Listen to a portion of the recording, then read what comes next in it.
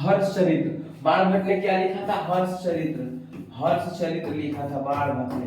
क्या लिखा था? हर्षचरित्र। किसने लिखा था? बाणभट्ट ने लिखा था हर्षचरित्र। मिस्टेक हो जा रहा है थोड़ा सा। हर्षचरित्र किसने लिखा था?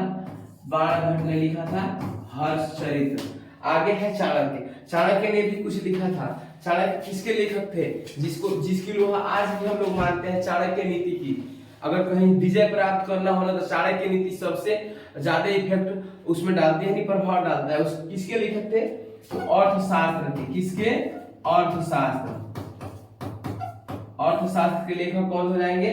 चाणक्य हो जाएंगे। अगला क्वेश्चन है, भारत में सबसे बड़ा बंदरगाह कौन है? भारत में सबसे बड़ा बंदरगाह कौन है? क्या हो जाएगा अगला क्वेश्चन? भारत में सबसे बड़ा बंदरगाह कौन है? भारत में सबसे बड़ा बंदरगाह कौन है? भारत में सबसे बड़ा बंदरगाह कौन है? मुंबई। भारत में सबसे बड़ा बंदरगाह कौन है? मुंबई है। और विशाखापट्टनम क्या हो जाएगा? ये एक प्राकृतिक बंदरगाह है। विशाखापट्टनम क्या हो जाएगा? ये एक प्राकृतिक बंदरगाह है। कोलकाता। कोलकाता क्या है? कोलकाता एक नदी बंदरगाह है। क्या है? कोलकाता एक नदी बंदरगाह है। क्या कौन सा बंदरगाह है? नदी बंदरगाह। बंदरगाह। कोलकाता क्या है? एक नदी बंदरगाह है। यानी भारत में सबसे बड़ा बंदरगाह कौन सा है? मुंबई। विशाखापट्टनम एक प्राकृतिक बंदरगाह है। कोलकाता नदी बंदरगाह है। और चेन्नई कृत्रिम बंदरगाह है। क्या है? चेन्नई कृत्रिम बंदरगाह है जिसको हम लोगों ने बनाया है। चेन्नई क्या हो जाएगा? एक कृत्रिम बंदरगाह। क्या हो जाएगा? चेन्नई कृत्रिम बंदरगाह हो जाएगा। चेन्नई क्या हो जाएगा? कृत्रिम बंदरगाह हो जाएगा। आगे है संविधान सभा की पहली बैठक कब हुई थी? ये है बात। संविधान सभा की पहली बैठक कब हुई थी? 9 दिसंबर 1946 को। कब हुई थी? 9 दिसंबर 1946 को। क्या हुआ था? संविधान सभा की पहली बैठक होती है 9 दिसंबर 1946। अभी हमने कुछ देर पहले पढ़ा था 9 दिसंबर 1946 अस्थायी अध्यक्ष कोई चुने जाते हैं। क्या होते हैं? अस्थायी अध्यक्ष। इनका नाम क्या होता है? डॉक्टर सच्चिदानंद सिन्हा। क्या होता है? डॉक्टर सच्चिदानंद सिन्हा। ठीक। फिर से 9 दिसंबर के बाद से 11 दिसंबर को अस्थायी अध्यक्ष चुने जाते हैं। उनका नाम है डॉक्टर राजेंद्र प्रसाद। ठीक है। और उसके बाद से है 15 अगस्त 1947। क्या होता है? हमारा देश आजाद होता है। 15 अगस्त 1947 को हम लोग को क्या मिलती है? आजादी मिलती है। अगला क्वेश्चन है 26 जनवरी 1950। 26 जनवरी 1950 को क्या होता है? हमारा संविधान लागू होता है। क्या होता है? संविधान लागू होता है। और अगला है 2 अक्टूबर 1947। क्या है? 2 अक्टूबर 1947 को क्या मनाई गई? सबसे पहले तो गांधी जी की जयंती। क्या मनाई गई? गांधी जी की गांधी जयंती।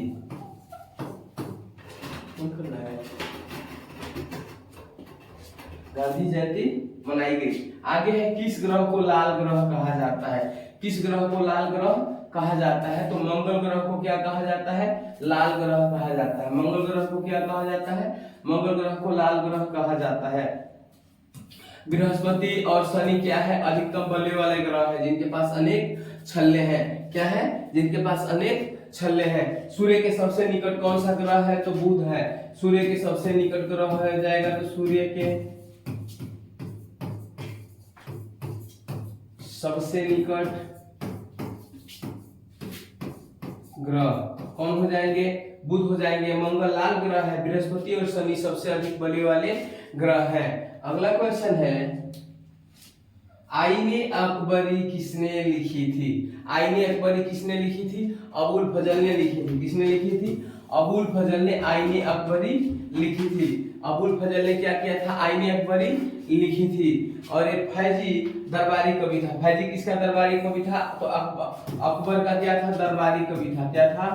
अकबर का दरबारी कवि। कौन था? फैजी। फैजी क्या था? अकबर का एक दरबारी कवि था। आगे है बदायूनी। क्या है? बदायूनी एक क्या था? इतिहासकार था। क्या था? इतिहासकार। बदायूनी एक इतिहासकार था। अमीर खुसरो तबला वादक थे। क्या थे?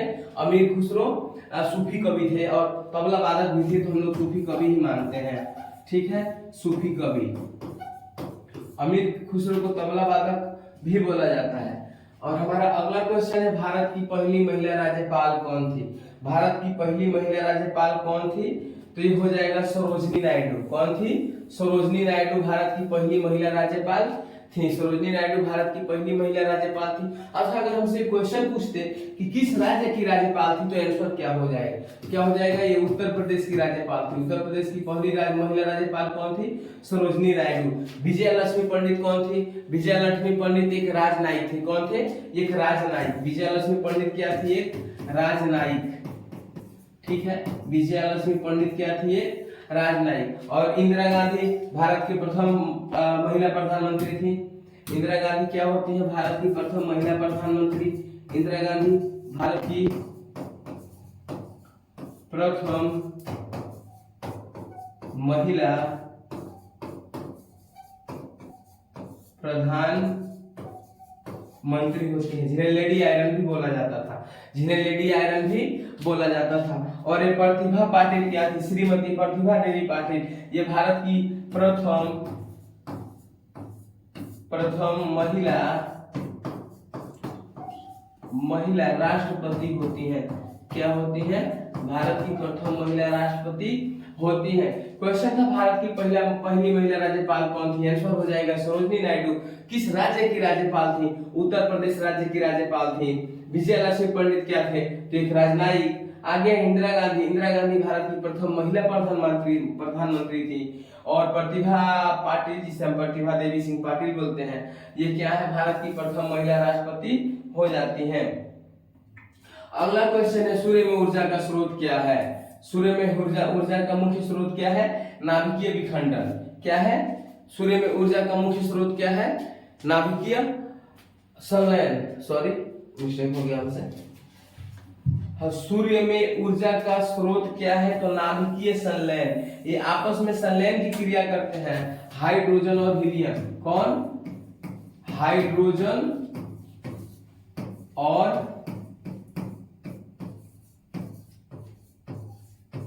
और हीलियम क्या करते हैं? हाइड्रोजन और हीलियम नाभिकीय संलयन करते हैं, जिससे सूर्य में क्या होता है? ऊर्जा निकलता है। और नाभिकीय विखंडन किसमें पाया जाता है? तो परमाणु रिएक्टर में। किसमें पाया जाता है? परमाणु रिएक्टर में। किसमें? परमाणु रिएक्टर में क्या होता है? नाभिकीय विखंडन पाया जाता है। परमाणु क्या होता है? परमाणु विखंडन नाभिकीय विखंडन में क्या पाया जाता है? परमाणु रिएक्टर। और रासायनिक अभिक्रिया में क्या होती है? रासायनिक अभिक्रिया में सीमित ऊर्जा होती है। क्या होती है? इसमें एक सीमित ऊर्जा होती है। सीमित ऊर्जा होती है। और दहन का क्या होता है? जलने की क्रिया। दहन क्या हो जाएगा? जलने की क्रिया को क्या बोलेंगे? दहन। जलने की क्रिया। ठीक है।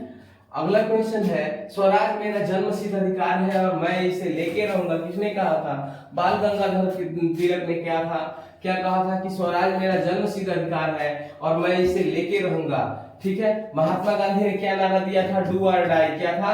डू और डाई, करो या मरो का नारा महात्मा गांधी ने दिया था। सुभाष चंद्र बोस ने कहा था, तुम मुझे खून दो मैं तुम्हें आजादी दूंगा। तुम मुझे खून दो मैं तुम्हें आजादी दूंगा। मैं तुम्हें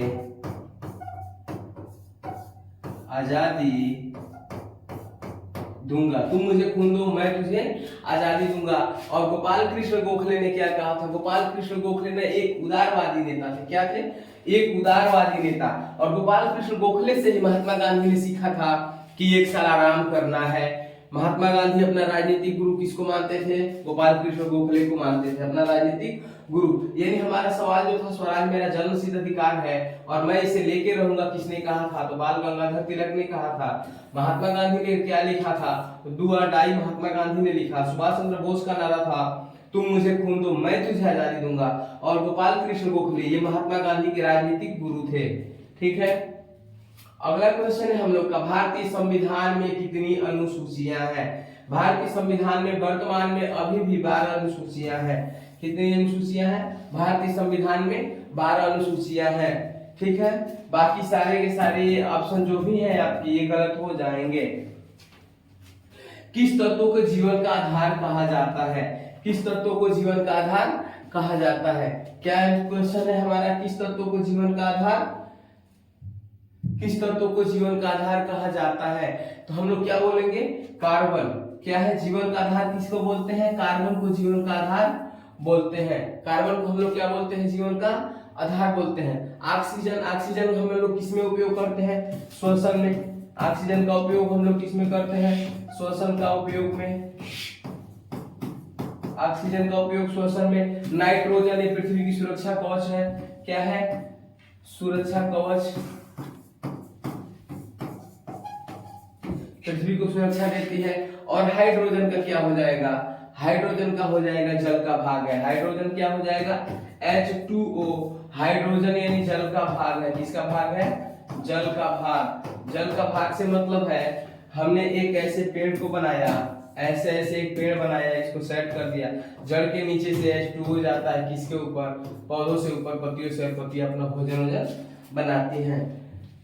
अगला क्वेश्चन है, गीत गोविंद के लेखक कौन है? गीत गोविंद के लेखक कौन है? गीत गोविंद के लेखक कौन है? गीत गोविंद के लेखक हो जाएंगे जयदेव। क्या हो जाएंगे? जयदेव ने क्या लिखा था? गीत गोविंद की रचना की थी। किसने? जयदेव ने। और अगला क्या था? तुलसीदास। तुलसीदास ने किसका किया था? रामचरितमानस का। किसका? रामचरितमानस का। रामचरितमानस क्या किया था? तुलसीदास ने रामचरितमानस की रचना की थी। सूरदास की अनेकों रचनाएं हैं, जिसमें से कुछ कुछ हो जाएगा। कृष्ण भक्ति धारा के कवि थे, ऐसे ही लिख देंगे, कृष्ण भक्ति धारा के कवि, कृष्ण भक्ति धारा के कवि। चलिए ठीक है, इतना काफी है। आगे विस्तार करते हैं थोड़ा सा। आगे भारत का राष्ट्रीय जलीय जीव कौन सा है? भारत का राष्ट्रीय जलीय जीव कौन सा हो जाएगा? गंगा डॉल्फिन। क्या हो जाएगा? भारत का राष्ट्रीय जलीय जीव गंगा डॉल्फिन हो जाएगा। क्या हो जाएगा? गंगा डॉल्फिन। व्हेल क्या है? समुद्री जीव है। व्हेल क्या है? एक समुद्री जीव। क्या हो जाएगा? व्हेल क्या हो जाएगा? समुद्री जीव। व्हेल क्या हो जाएगा? समुद्री जीव। मगरमच्छ, मगरमच्छ से क्या मतलब हो जाएगा? ये सरीसृप प्राणी है। मगरमच्छ क्या है? सरीसृप है। सरीसृप, सरीसृप मतलब ये जल में भी रह सकता है और पानी में भी रह सकता है। जल में भी रह सकता है और पानी में भी रह सकता है। कछुआ क्या है? एक स्थलीय जलीय जीव है। क्या है? एक स्थलीय जीव है। बंद हो गया, 11 बजे की बात है। क्या था क्वेश्चन है? इल्बर्ट बिल विवाद किस वायसराय के समय हुआ था? किसके वायसराय के समय हुआ था? लॉर्ड रिपन के समय। किसके समय हुआ था? लॉर्ड रिपन के समय। अच्छा, लॉर्ड कर्जन ने क्या किया था? इकोनॉमी ने बंगाल का विभाजन कराया था। किसका कराया था? बंगाल विभाजन। बंगाल का विभाजन करा दिया था। किसने कराया था? Lord Curzon. ये महाकमीना था। जिधर हिंदुओं की संख्या ज्यादा थी, हिंदू और मुस्लिम क्या थे? हिंदू और मुस्लिम। हिंदुओं की जिधर संख्या ज्यादा थी उसको अलग बंटवा दिया, और मुस्लिमों की संख्या जिधर ज्यादा थी उसको बंटवा दिया। यानी ये जाति और धर्म के आधार पे विभाजित कराने वाला कौन था? तो ये था लॉर्ड कर्जन। कौन था? Lord Curzon. उसके बाद से लॉर्ड रिपन। लॉर्ड रिपन ने क्या किया है? एक इल्बर्ट बिल लेके आता है। लॉर्ड रिपन तो हो गया ना, इल्बर्ट बिल। उसके बाद से आता है लॉर्ड डफरी। लॉर्ड डफरी ने क्या किया था? कांग्रेस का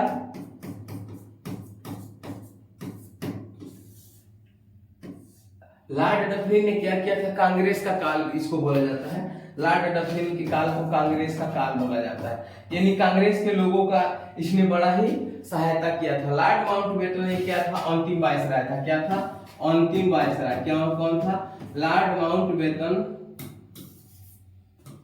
लॉर्ड माउंटबेटन अंतिम वायसराय था। ठीक है, अंतिम वायसराय। ये अंतिम अंग्रेज मतलब इंग्लैंड का जो वायसराय था, ये आखिरी वायसराय था। तो इल्बर्ट बिल विवाद किस वायसराय के समय हुआ? लॉर्ड रिपन के समय। लॉर्ड कर्जन क्या था? ये लॉर्ड कर्जन क्या था? तो अरे इसमें जाएगा, कहाँ गया? Lord Curzon. लॉर्ड कर्जन ने बंगाल विभाजन में अपना भूमिका निभाई थी। ठीक है। और लॉर्ड डफरिन कांग्रेस के काल के समय था। कांग्रेस का स्वर्ण काल उसके समय में कहा जाता है। और अंतिम वायसराय कौन था? Lord Mountbatten. लॉर्ड माउंटबेटन क्या था? अंतिम वायसराय था। अच्छा, आगे का क्वेश्चन है, विद्युत धारा की एसआई इकाई क्या है? विद्युत धारा की एसआई इकाई क्या है? तो एम्पियर है। विद्युत धारा की एसआई इकाई क्या है? एम्पियर है। वोल्ट क्या हो जाता है? वोल्ट विभवांतर का काम करेगा। किसका? विभवांतर। वोल्ट किसका काम करेगा? विभवांतर का काम करेगा। अच्छा, ओम क्या करेगा? ओम क्या करेगा? प्रतिरोध होता है। ओम का क्या हो जाएगा? प्रतिरोध। ठीक। वाट क्या होता है? वाट का होता है शक्ति की इकाई होती है। वाट किसकी इकाई होती है? वाट शक्ति की इकाई होती है। वाट क्या होती है? शक्ति की इकाई। शक्ति की इकाई क्या होती है? वाट। शक्ति की इकाई क्या होती है? वाट। चलिए आगे आते हैं हम लोग। अगला है, भारत के प्रथम मुख्य चुनाव आयुक्त कौन थे? कौन थे? भारत के प्रथम मुख्य चुनाव आयुक्त कौन थे? तो ये सुकुमार सेन हो जाएंगे। कौन हो जाएंगे दोस्तों? सुकुमार सेन हो जाएंगे। कौन हो जाएंगे? सुकुमार सेन। भारत के प्रथम मुख्य चुनाव आयुक्त कौन थे? सुकुमार सेन होते हैं। और क्या है? TN session. टीएन सेशन क्या होता है? ये चुनाव सुधार का काम करते हैं। क्या करते हैं? चुनाव में जो भी गड़बड़ियां होती हैं, दिक्कत कर रहा है, चुनाव सुधार। क्या काम करते हैं? चुनाव सुधार। यानी चुनाव में कोई भी गड़बड़ी होती है उसको सुधारने का काम किसका होता है? टीएन सेशन का होता है। टीएन सेशन का होता है। दोस्तों आगे चलते हैं। रक्तचाप मापने के यंत्र को क्या कहते हैं? रक्तचाप मापने के यंत्र को क्या कहते हैं? स्फिग्मोमैनोमीटर कहते हैं। क्या कहते हैं? स्फिग्मोमैनोमीटर कहते हैं। अच्छा, इसे क्या नापा जाता है? तो रक्तचाप नापा जाता है। अब थर्मामीटर क्या करता है? थर्मामीटर का काम होता है तापमान मापना। क्या काम होता है? तापमान को नापना। और बैरोमीटर,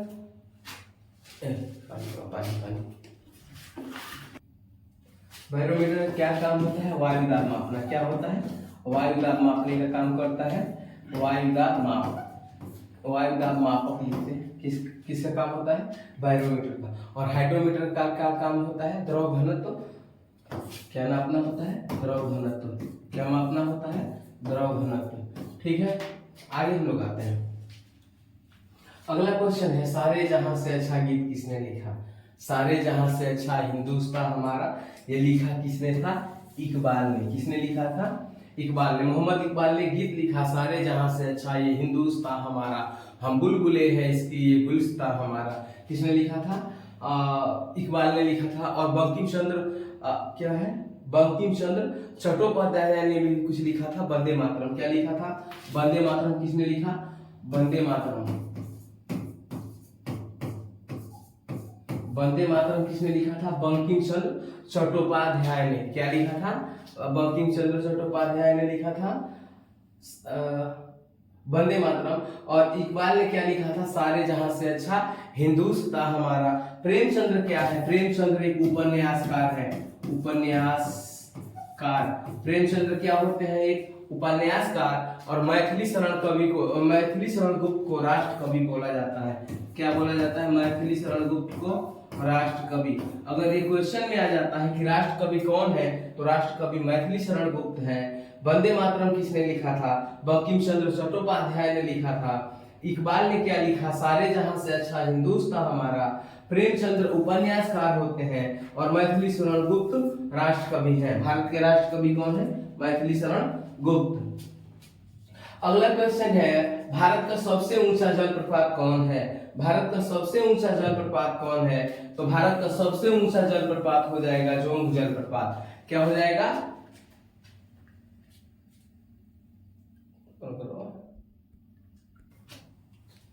दोस्तों क्वेश्चन है, भारत का सबसे ऊंचा जलप्रपात कौन सा है?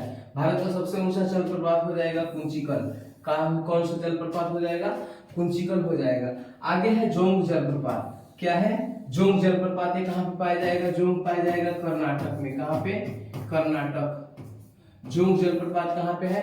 कर्नाटक में है। कहां पे जोंग जलप्रपात? कर्नाटक में है। और धुआंधार कहां पे हो जाएगा? नर्मदा नदी में। नर्मदा नदी के ऊपर कहां पे हो जाएगा? नर्मदा नदी। कौन सा हो जाएगा? धुआंधार। और शिव समुद्रम हो जाएगा कहां पे? कावेरी। शिव समुद्रम कहां पे हो जाएगा? कावेरी। शिव समुद्रम कावेरी, यानी हमने सीखा कि भारत का सबसे ऊंचा जलप्रपात कौन सा है, तो कुंचिकल जलप्रपात भारत का सबसे ऊंचा जलप्रपात है। जोंग जलप्रपात कर्नाटक में है। धुआंधार नर्मदा नदी पे है, नर्मदा नदी पे है। और शिव समुद्रम कावेरी नदी पे है। शिव समुद्रम कहाँ पे है, कावेरी नदी पे है। अगला क्वेश्चन है, नोबेल पुरस्कार पाने वाले प्रथम भारतीय कौन थे। क्या क्वेश्चन है, नोबेल पुरस्कार पाने वाले प्रथम भारतीय कौन थे। कौन हो जाएंगे नोबेल पुरस्कार पाने वाले, रविंद्रनाथ टैगोर। कौन होते हैं, रविंद्रनाथ टैगोर। दोस्तों इन्हीं को नाइटहुड की उपाधि भी दी गई थी। जब ये बंगाल विभाजन का काम किया गया उस समय इन्होंने अपने नाइटहुड की उपाधि को त्याग दिया और सहयोग आंदोलन के समय भी इन्होंने बड़ा ही वीरता के साथ भारत के लोगों का सहयोग किया था। आगे है सीवी रमन। सीवी रमन क्या होते हैं, भौतिकी विज्ञानी होते हैं। क्या होते हैं सीवी रमन, भौतिकी विज्ञानी बोल दो या फिर विज्ञानी बोलते हैं, चलिए भौतिकी विज्ञानी होते हैं। ठीक है। Mother Teresa. मदर टेरेसा क्या होती है, मदर टेरेसा ये शांति नोबेल पुरस्कार की विजेता होती हैं। क्या होती है, शांति नोबेल पुरस्कार। इन्हीं के नाम से भी चलता भी है शांति नोबेल पुरस्कार। किसके नाम से, नोबेल पुरस्कार। मदर टेरेसा के नाम से शांति नोबेल पुरस्कार चलता है, पुरस्कार। आगे है अमर्त्य सेन। अमर्त्य सेन का भी कुछ काम होता है। किनका कुछ काम होता है, अमर्त्य सेन का। ये क्या होते हैं, ये अर्थशास्त्री होते हैं। अमर्त्य सेन क्या होते हैं, अर्थशास्त्री। अर्थशास्त्री अमर्त्य सेन क्या होते हैं, ये अर्थशास्त्री होते हैं। यानी नोबेल पुरस्कार पाने वाले सबसे पहले कौन थे, भारतीय, रविंद्रनाथ टैगोर। सीवी रमन भौतिकी विज्ञानी होते हैं। मदर टेरेसा को उनके नाम से शांति नोबेल पुरस्कार दिया जाता है। और अमर्त्य सेन ये अर्थशास्त्री होते हैं। भारत का अगला क्वेश्चन है, ओजोन परत मुख्यतः किस मंडल में पाई जाती है। ओजोन परत मुख्यतः किस मंडल में पाई जाती है, तो ओजोन परत मुख्यतः समताप मंडल में पाई जाती है। किस मंडल में पाई जाती है, समताप मंडल में पाई जाती है। ये तो प्रकृति ने बड़ा ही अच्छा काम किया। एक तरह से बोले तो कोरोना काल लाके ओजोन की जो परत जो छिद्र हो गया था अंटार्कटिका पे, उसको ओजोन परत ने कवर कर लिया। जो गाड़ियां नहीं चली, पर्यावरण प्रदूषण नहीं हुआ, तो ओजोन परत क्या हो जाता है, ये फिर से भर जाता है। और उसके बाद से क्षोभ मंडल। ये इसमें क्या होता है, इसमें मौसमी घटनाएं होती हैं। क्षोभ मंडल में क्या होती हैं, मौसमी घटनाएं। क्या होती है, मौसमी घटनाएं। यानी हम लोग जिस मंडल में रहते हैं उस मंडल का नाम है क्षोभ मंडल। जो भी मौसम से संबंधित घटनाएं होती हैं हमारे मंडल में भी होती हैं। किसमें होती हैं, हमारे मंडल में ही होती हैं। अगला है रेडियो तरंगे। आयन मंडल में क्या होती है, रेडियो तरंगे होती हैं। क्या होती हैं, रेडियो तरंगे। क्या होती हैं, रेडियो तरंगे। अब रेडियो तरंगे से क्या मतलब है, आयन मंडल में मान लीजिए हम यहाँ पे हैं, यहाँ पे हम हैं भारत में है, मान लीजिए हम यहाँ पे भारत में हैं, हमारे घर के लोग इधर बैठे हुए हैं, सऊदी अरब, दुबई, इराक, ईरान, जहां भी कतर उत्तर, हम लोग क्या करते हैं, फोन करते हैं, तो फोन डायरेक्ट नहीं जाता है, पहले यहीं पे जाता है। कहाँ पे, आयन मंडल में। वहां पे रेडियो धर्मी तरंगे लगी होती है। कौन तरंगे, रेडियो धर्मी तरंगे लगी होती है। यहाँ से पहले इस स्पेस स्टेशन पे जाएगा, यानी सैटेलाइट ग्रह के पास जाएगा। यहाँ से टकराने के बाद से धीरे धीरे जो हम लोग घर के लोग विदेश से यहाँ पे आएगा, फिर यहाँ से बोलेंगे तो यहाँ से टकराएगा, फिर आएगा। आप लोग ध्यान दीजिएगा, जब हम लोग हमारे घर के लोग विदेश होते हैं उनसे बात करते हैं ना, तो हम बोलने के कुछ सेकेंड बाद से फिर वहां से रिटर्न आवाज आता है। बस दूरी की वजह से ये रेडियो तरंगे काम करती हैं, रेडियो तरंगे काम करती हैं। और अगला है बहिर्मंडल। ये बाहरी परत है, इससे कोई लेना देना ही नहीं है। क्या है, ये बाहरी परत है। क्या है, ये बाहरी परत। एक दिन इसको विस्तार से पढ़ा दिया जाएगा, पूरा क्षोभ मंडल, समताप मंडल, आयन मंडल, मध्य मंडल, बहिर्मंडल सब आपको पढ़ा दिया जाएगा। अगला है माई एक्सपेरिमेंट विथ ट्रूथ। किसकी आत्मकथा है, किसकी आत्मकथा होती है, महात्मा गांधी की होती है। किसकी आत्मकथा होती है, महात्मा गांधी की। कौन सी कथा होती है, महात्मा गांधी की। महात्मा गांधी ने कुछ लिखा है, माई एक्सपेरिमेंट विथ ट्रूथ, मतलब मेरे सत्य के साथ मेरा प्रयोग। किसने लिखा था, महात्मा गांधी ने अपने आत्मकथा में लिखा था। हाँ, नेहरू जी की कुछ रचना थी, क्या थी, डिस्कवरी इंडिया। क्या थी, डिस्कवरी इंडिया। क्या थी, डिस्कवरी इंडिया। किसने लिखा था, महात्मा गांधी ने लिखा था। क्या लिखा था, डिस्कवरी ऑफ इंडिया, मतलब आप मिस्टेक हो गया है, डिस्कवरी ऑफ इंडिया। भारत में खोज किए थे। सरदार पटेल ने क्या लिखा था? सरदार पटेल ने लिखा था सरदार पटेल ने कुछ नहीं लिखा था। सरदार पटेल क्या होते हैं? एक स्वतंत्रता सेनानी होते हैं। सरदार पटेल क्या होते हैं? एक स्वतंत्रता सेनानी। अरे भैया सिर्फ स्वतंत्रता सेनानी कहना उचित नहीं होगा। सरदार पटेल एक भारत के बहुत ही क्या बोलते हैं ना, पूरे भारत को एक समेटने में पूरा योगदान दिए थे। एक अखंड भारत का निर्माण करने में सरदार पटेल का काम था। सुभाष चंद्र बोस ने ना भारत के आजादी में अपना सर्वोच्च बलिदान, जैसे हम लोग बोल सकते हैं ना, दे दिया। सिंगापुर की महिलाओं ने सुभाष चंद्र बोस के एक आवाज पे क्या किया था? अपने गहना पीखो बेच के भारत के लिए पैसा दी थी कि लीजिए आजादी दिलाइए। आगे है भारत की पहली महिला आईपीएस अधिकारी कौन थी? भारत की पहली महिला आईपीएस अधिकारी कौन होती है? किरण बेदी। कौन होती है? किरण बेदी होती है। कौन होती है? किरण बेदी। कौन होती है? किरण बेदी क्या होती है? भारत की पहला महिला आईपीएस अधिकारी होती है। सरोजिनी नायडू क्या होती है? आपको बता दिया गया है कि राज्यपाल होती है। इंदिरा गांधी क्या होती है? प्रथम महिला प्रधानमंत्री होती है। प्रतिभा देवी पाटिल क्या होती है? प्रथम महिला राष्ट्रपति होती हैं। अगला है चंद्रमा पर उतरने वाले पहले व्यक्ति कौन थे? चंद्रमा पर उतरने वाले पहले व्यक्ति कौन होते हैं? तो नील आर्मस्ट्रांग होते हैं। कौन होते हैं? नील आर्मस्ट्रांग होते हैं। किस पे उतरते हैं? नील आर्मस्ट्रांग तो चंद्रमा पे उतरते हैं। अच्छा, यूरी गागरिन क्या होते हैं? अंतरिक्ष में जाने वाले पहले व्यक्ति होते हैं। अंतरिक्ष में जाने वाले पहले व्यक्ति होते हैं। अंतरिक्ष में जाने वाले पहले व्यक्ति, अंतरिक्ष में जाने वाले पहले व्यक्ति कौन होते हैं? तो ये होते हैं यूरी गागरिन। आगे बढ़ते हैं। अगला क्वेश्चन है भारतीय राष्ट्रीय कांग्रेस की स्थापना कब हुई? भारतीय राष्ट्रीय कांग्रेस की स्थापना होती है 1885 में। भारतीय राष्ट्रीय कांग्रेस की स्थापना कब होती है? 1885 में होती है। भारतीय राष्ट्रीय कांग्रेस की स्थापना कब होती है? 1885 में। बंगाल विभाजन 1919 में होता है। बंगाल विभाजन 1919 में होता है। 1942 में असहयोग आंदोलन होता है। 1919 में क्या होता है?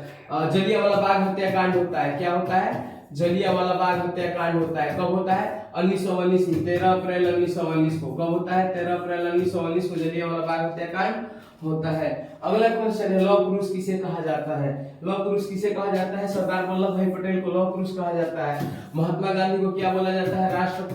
राष्ट्रपिता बोला जाता है। महात्मा गांधी को राष्ट्रपिता बोला जाता है। जवाहरलाल नेहरू क्या थे? प्रथम प्रधानमंत्री थे। जवाहरलाल नेहरू क्या होते हैं? प्रथम प्रधानमंत्री होते हैं। प्रथम प्रधानमंत्री जवाहरलाल नेहरू क्या होते हैं? प्रथम प्रधानमंत्री होते हैं। सुभाष चंद्र बोस का नारा था तुम मुझे खून दो मैं तुझे आजादी दूंगा। अगला क्वेश्चन है मानव शरीर की सबसे छोटी हड्डी कौन सी है? मानव शरीर की सबसे छोटी हड्डी कौन सी है? तो स्टेप्स हो जाएगा। ये मानव शरीर की सबसे छोटी हड्डी क्या हो जाएगा? स्टेप्स। फीमर सबसे बड़ी हड्डी होती है। फीमर क्या होती है? सबसे बड़ी हड्डी होती है। दोस्तों अभी के लिए सिर्फ इतना ही। जय हिंद।